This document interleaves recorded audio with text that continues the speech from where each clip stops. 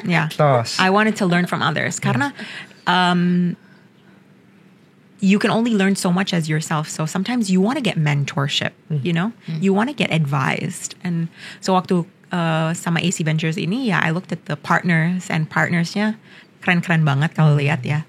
And I've learned a lot from them about my leadership, about my communication and how to get better gitu. Yeah.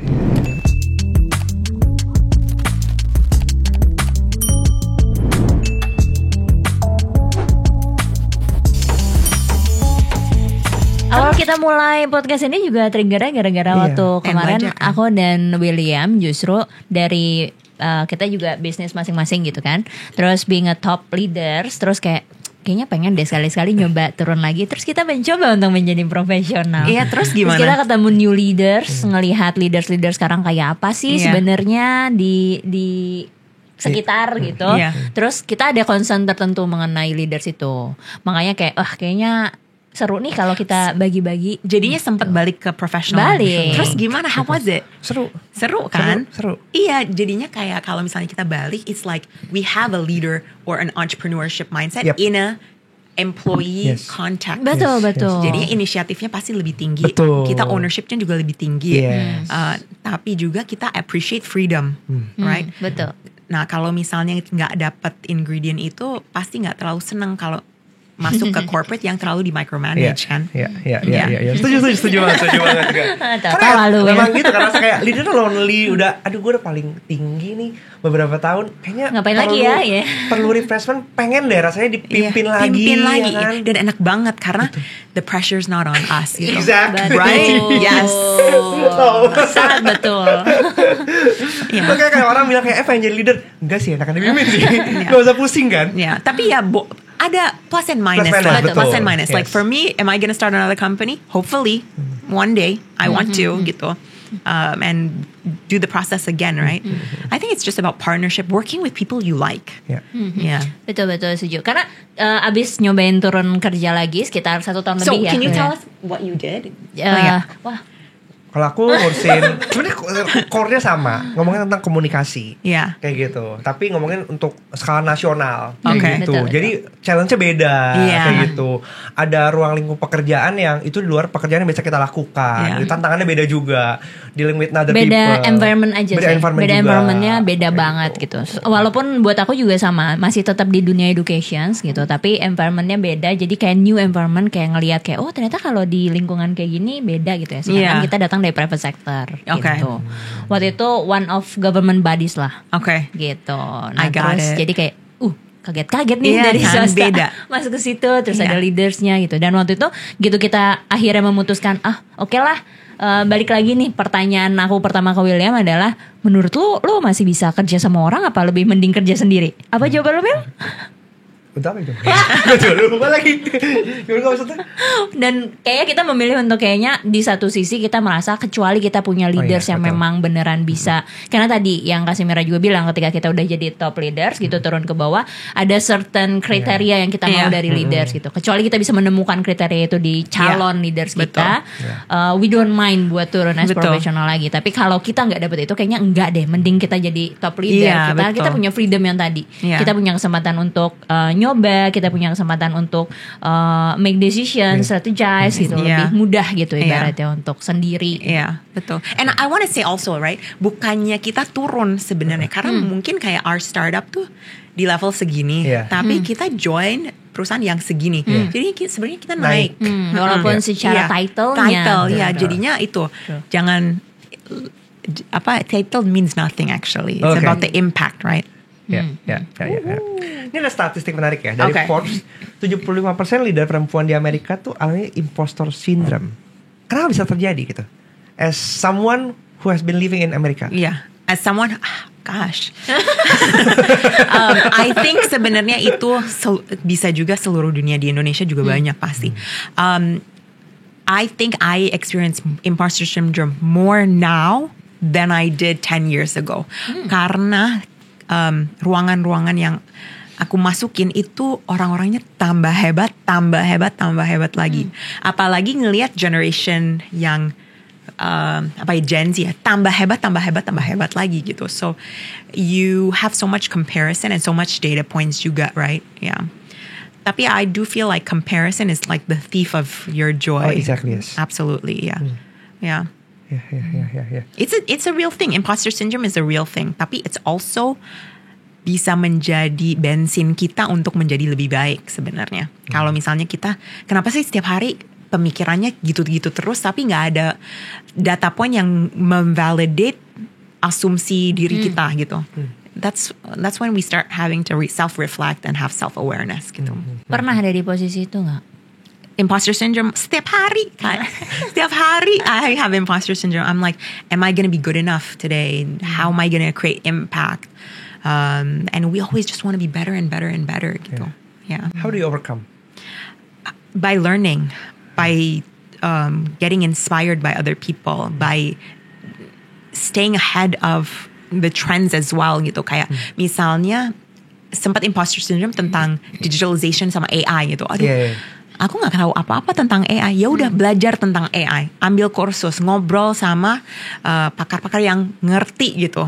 Then you know what they're talking about. You know the context gitu. Tapi kalau misalnya kita nggak mau grow ourselves, pasti we're always gonna mengecil diri terus. Tapi janganlah kalau misalnya mau menjadi leader, harus equip yourself with knowledge and to surround yourself with people that can enlighten you gitu kan. Yeah, so I think every time I find myself becoming insecure, karena kalau misalnya kita insecure kan kita nggak mau kelihatan orang gitu. I just want to hide. I don't want to get noticed. Then I'm like, okay, you got to step up. You got to learn. You have to create a project so you get exposed gitu. Yeah. Tapi that's just me.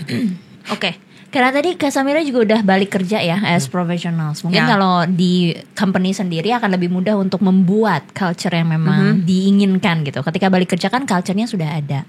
Terus you work in venture capital, ketemu dengan banyak bisnis lain, business owner lain, entrepreneurs lain. Masih menemukan atau tidak diskriminasi terhadap perempuan? Diskriminasi terhadap perempuan. Sebenarnya nggak ada diskriminasi, tapi di dalam sistem udah ada semacam like bukan regulations ya, rules or unwritten rules. Yeah, that and also like patterns gitu. Ya, misalnya masuk ke dunia financial itu kebanyakan laki-laki gitu. Kalau misalnya kita mau kolaborasi atau strategic partnership, enaknya kan kerja bareng temen laki-laki berteman sama laki-laki. So that's also like a disadvantage. They go golfing together. I don't go golfing. You know what I mean? They play tennis. They go out drinking together. I don't drink, you know? So it's a culture that you're invited. You can be a part of it. Tapi my natural habits nggak kayak gitu kan. Yeah. So it's just like that. Yeah. But in terms of investments kan banyak yang ngelihat bahwa female founded startups tuh dananya lebih kecil. I think it's like less than 5%. But why is that? Is that venture capital fault? Tadinya sebelum masuk ke venture capital I thought it was. Mungkin iya gitu. Oh, mereka nggak suka karena mungkin ngelihat I'm a mom, how dedicated. But venture capital they're so objective. Mereka tuh udah punya proses sendiri. Sebenarnya mereka mau banget nge-invest di perempuan. Apalagi di AC Ventures kita tuh invest 40% female founded companies gitu. But what it is, it's actually the deals. We don't have enough supply of female founded companies. Karena female founders itu cenderung bikin company yang lebih profitable, yang mungkin lebih ke cash flow traditional business, bukan venture backed business. Karena venture backed itu mungkin yang perlu ada teknologinya atau deep tech, right? Where we look at the system, we look behind most of the individuals that take STEM, that take engineering are males. Jadinya it's about that as well, right? So that's something new that I learned when I was in venture capital. Okay. Probably quality apa sih sebenarnya yang dicari dari seorang female leaders? Leader. Yes, karena kan gini, persepsi orang male leaders punya quality ini togos semua segala macam. Kemudian ada negative perception about female leaders, moody, kemudian sensitif, baperan, kayak gitu-gitu. Apa sebenarnya yang dicari dari point of view visi gitu? Visi. Sebenarnya first we have to take off the female leader or male leaders. We just look for leaders gitu. And kita ngelihatnya ke bisnisnya dulu sebenarnya, bukan. Obviously management itu penting banget, tapi in a professional sense, founder market fit itu penting banget. Dia ada pernah kerja nggak ya di industri ini spesifik? Misalnya dia mau ngebangun suatu health tech, apakah dia dokter atau ada medical profession gitu? Does he have the exposure, the network? Udah berapa tahun di industri ini yang dia benar-benar ngenalin challenge-nya dan battles yang akan dia hadapi gitu. So we need to know that first. Yang kedua ada market opportunity. Pastinya VC it's an opportunity for exit atau buyout. What is the profitability journey gitu. Apalagi sekarang dibandingin 2020-2021 funding landscape ekosistemnya sangat beda. The cost of capital sekarang sangat lebih mahal daripada 3 tahun yang lalu. So kita jangan ngelihat cuman growth aja, tapi profitability-nya, revenue-nya, dan itu butuh operations yang efficient, yang benar-benar sturdy, yang bisa di scale gitu. So we look back, is the business viable? Can the founders pull it off? Ya, kita nggak lihat gender pastinya. Ya. Jadi gimana ya, mau female male, yang penting bisnisnya, of course bisa kerja. Punya visi, punya visi bisa kerja. Banyak loh yang nggak bisa kerja. Di pause dulu tadi ngomongnya. Iya, iya betul. Itu cerita lain. Kalau pengalaman mimpin team members antara laki-laki dan perempuan, ada nggak pengalaman yang kayak, oh ternyata lebih mimpin perempuan tuh begini ya, ternyata enakan mimpin laki-laki ya, ternyata pemimpin perempuan itu mungkin yang tadi ternyata same gender lebih mudah untuk memimpinnya gitu daripada different gender gitu. No, not necessarily. Okay. Yeah, not necessarily. Karena kita tuh punya karakteristik masing-masing sebenarnya. So I don't think it's a plus or minus. Cowok-cowok juga mengalami burnt out. Mereka juga bisa moody, bisa emosi. Tapi mungkin mereka nggak terlalu ekspresif aja gitu. Because our relationship, tapi I have male team members yang kita sangat dekat gitu, dan I try to be their big sister, just like the females. I try to be their big sister. Tapi mungkin konteksnya akan beda karena my experience is my experience as a woman. Jadinya case study-nya benar-benar bisa di-apply. Just like maybe the case study of males bisa lebih dekat sama male leader karena mereka tuh lebih sama perjalanannya gitu, right? Oke. Karena konteks kita tuh semua beda, semua beda. So we cannot judge, ya. Sebagai leader, kalau menurut Kak Samira ya, seberapa dekat sebenarnya hubungan antara, ini kan kita ngomongin tentang hubungan profesional dan personal relationship gitu kan ya. Dan tadi bilang pasti Amerika justru tipe yang personalnya pun terbawa ke profesional gitu. Sedangkan di sini ada yang memilih kayak pisahin deh kalau personal. Betul. Gimana sih cara membaginya gitu? In your point of view. Okay. So I think also it's chemistry, right? Kita bukannya kayak ini my favorite gitu, enggak. You know, my favorite team member, bukan kayak gitu, tapi it's chemistry. Kadang-kadang kalau misalnya emang we see the same way, it's going to evolve into a better relationship gitu. Tapi I had this experience beberapa bulan yang lalu, anak baru lah di tim. Terus dia bilang, Kak Sam, setiap mau one-on-one aku deg-degan banget gitu, aku nggak bisa. And I said, you know that's not my problem, that's your problem. Kalau misalnya kamu takut gitu, kenapa? Like why? I didn't do anything. Itu kan assumption in your head gitu. Setelah dia mengenal itu, oh iya ya, kita setiap one-on-one biasa-biasa aja. Akhirnya we became quite close. So sometimes yang memasangi jarak itu bukan dari leader, tapi dari timnya. Dia nggak mau terlalu dekat karena emang kita yang harus assess dia sebagai professional kan. And it's about someone's livelihood. It's about I decide bonusnya, salary-nya. Itu semua data point yang bikin keputusan kan. Jadinya I know that they create that distance because they don't want to seem so vulnerable, right?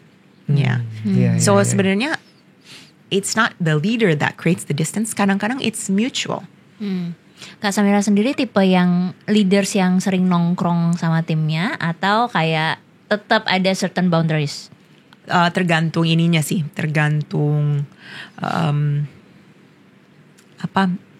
tergantung environmentnya juga. Kadang-kadang suka nongkrong gitu, tapi kadang-kadang nggak nyambung.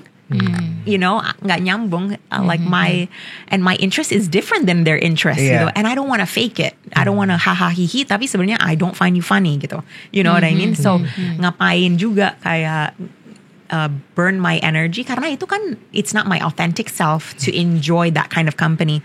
Tapi kalau misalnya kita dinner bareng and I enjoy it, ya udah nggak apa-apa gitu. So I try to look at people like who they are. I want to know who they are, like anak keberapa udah nikah, atau like what's their dreams, what's their drivers. Karena kalau misalnya kita mengenal driver mereka, lebih gampang memotivasi dia juga dan kasih solusi-solusi, jadinya dia selalu semangat di tempat kerjanya juga gitu.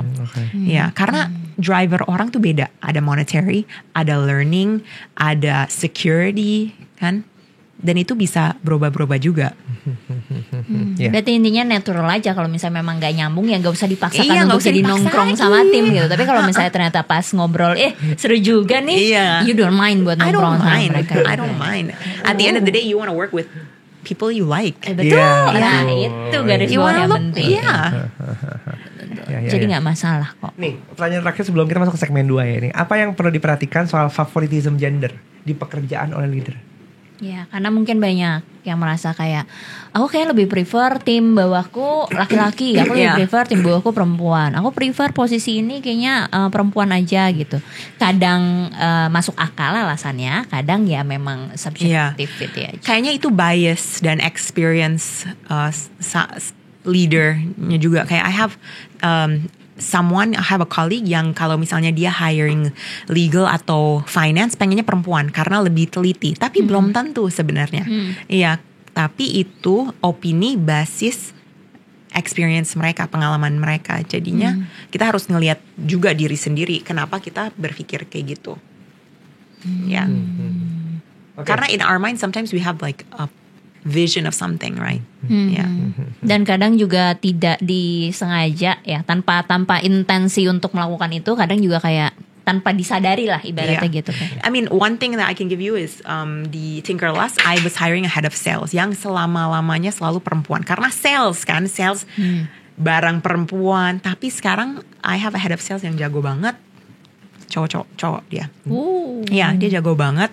Dia bisa komunikasi sama tante-tante dan lain-lain. Karena sales yang penting mulutnya manis. Dan dia mengerti banget datanya, strateginya, tapi bisa eksekusi dan nge-lead relationship managers di bawah dia gitu. So I think we can't be biased, but there is always gonna be bias with us. We're human beings. Pastinya kita ada judgmentalnya. But don't let that be our weakness.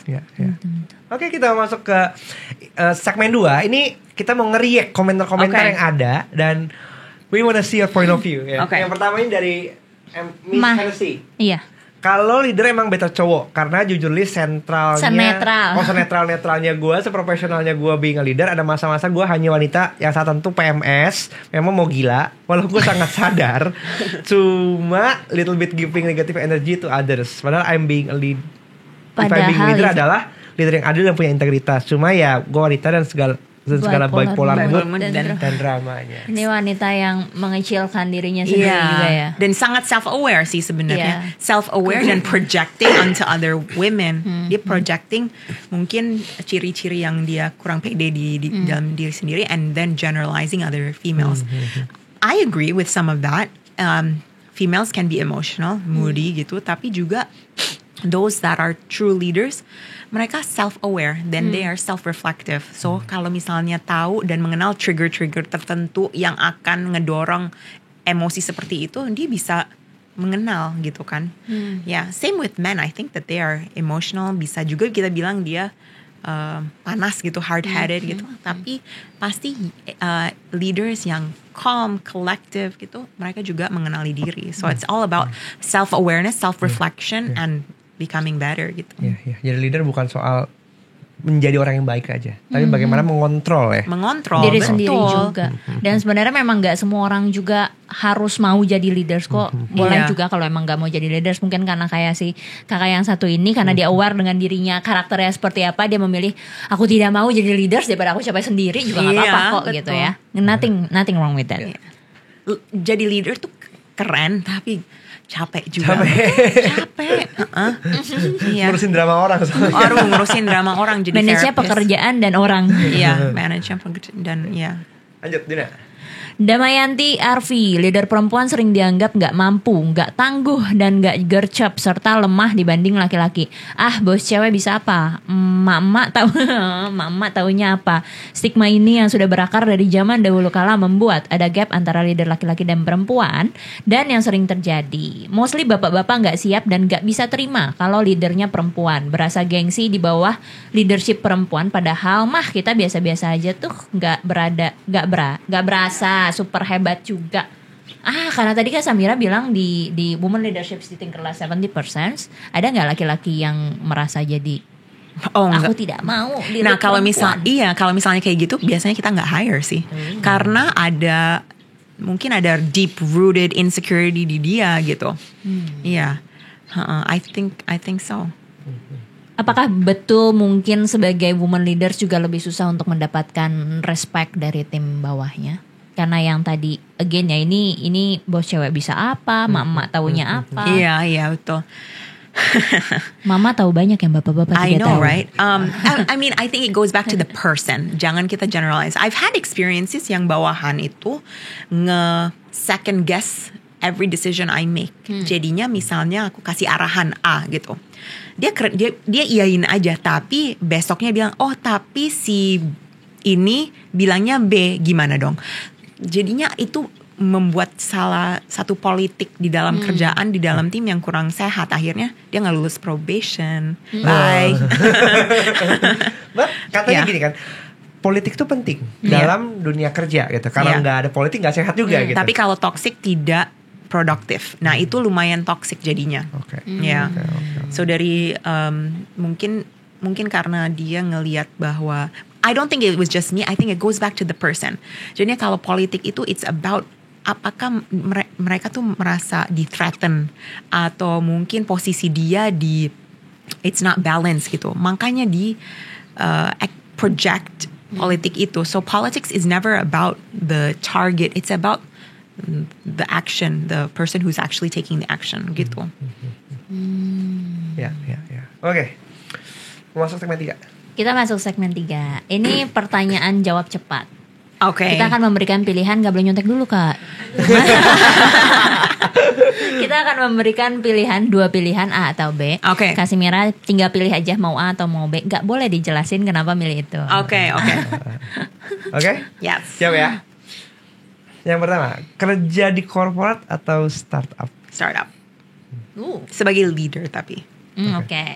Sebagai founder, ya. Oke. Punya bawahan yang penurut atau bawahan yang suka men-challenge idenya Kak Samira? Men-challenge. Oke. Logika atau intuisi?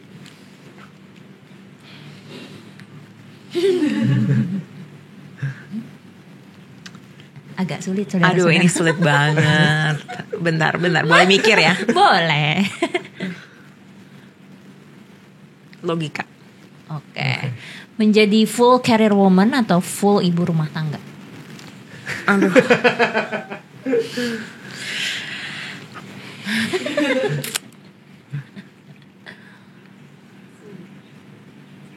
Oh my God, guys.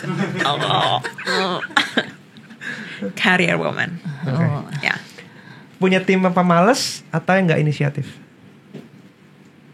Nggak inisiatif. Lebih memilih all female team atau all male team? All female team. Kasih promosi ke perempuan yang udah jadi ibu atau ke laki-laki yang udah jadi bapak?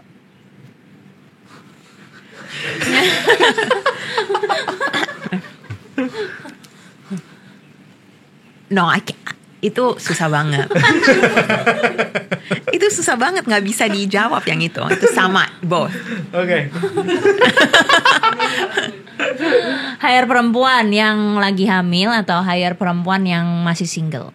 Yang masih single. Oke. Punya tim member yang baperan atau punya tim member yang suka gosip? Yang baperan. Lucu juga. Oke. Jadi leader perempuan yang maskulin atau jadi leader perempuan yang pakai perasaan? Yang pakai yang pakai perasaan. Oke. Oke, pertanyaan ini kali ya. Terakhir, lebih milih di startupnya apa di venture capital? Ini terakhir. Di startupnya atau venture capital? Karena sekarang punya pengalaman dua-duanya kan? Iya. You have both point of view. Iya. Jangan mungkin menjadi founder atau VC ya. Mungkin menjadi founder sih. Tetap ya? Ya. Once a founder, always a founder. Pastinya. Nice. Ya. Iya sih. Udah pasti ada trigger ya untuk lu udah pengen nge-create sesuatu terus kayak gitu loh. Even though itu profesional, balik lagi, lu punya tendensi untuk di dalam karir profesional gue bisa ngapain lagi nih? Gitu, create legacy apa lagi nih kan? Iya, betul. Walaupun ketika jadi VC punya kesempatan buat ketemu banyak founders yang mungkin bisa dibantu juga, tetap memilih jadi founders. Yeah, I mean, I think for me, I love building gitu.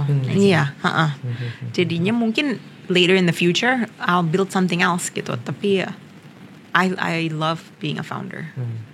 Nge-create sesuatu. Oke. Berarti kita bisa nantikan startup selanjutnya dari Apa? Startup selanjutnya dari kamu. Oh iya, I mean, we'll see.